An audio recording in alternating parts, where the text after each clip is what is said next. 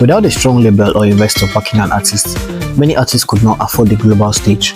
But now, with streaming platforms like YouTube and TikTok, they could bypass all those gateways and reach their international audience easily.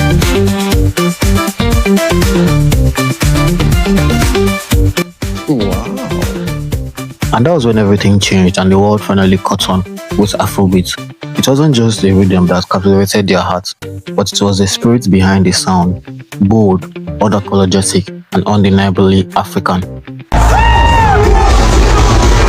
That's how global icons like J. Cole, Kanye West, Beyonce embraced it and found inspiration in its pulse.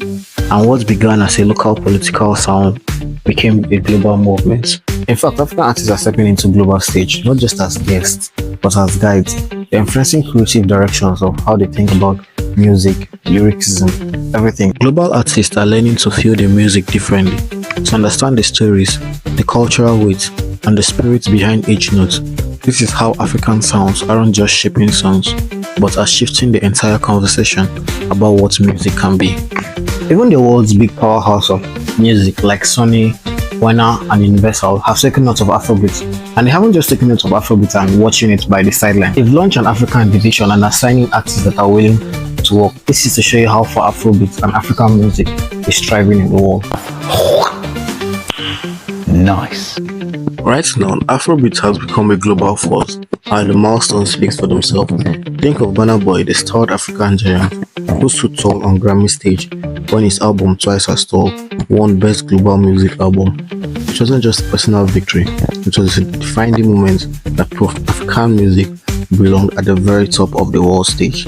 But before that, Wizkid had already cracked open the door with his collaboration with Drake on One Dance. This wasn't just a hit, it was a tidal wave. The song became the most streamed track on Spotify at that time and spent weeks at number 1 on the Billboard Hot 100, letting Afrobeat rhymes seep into every club and radio station. You don't know about it. When I when I want to explain it, my head will be headache me. Yeah.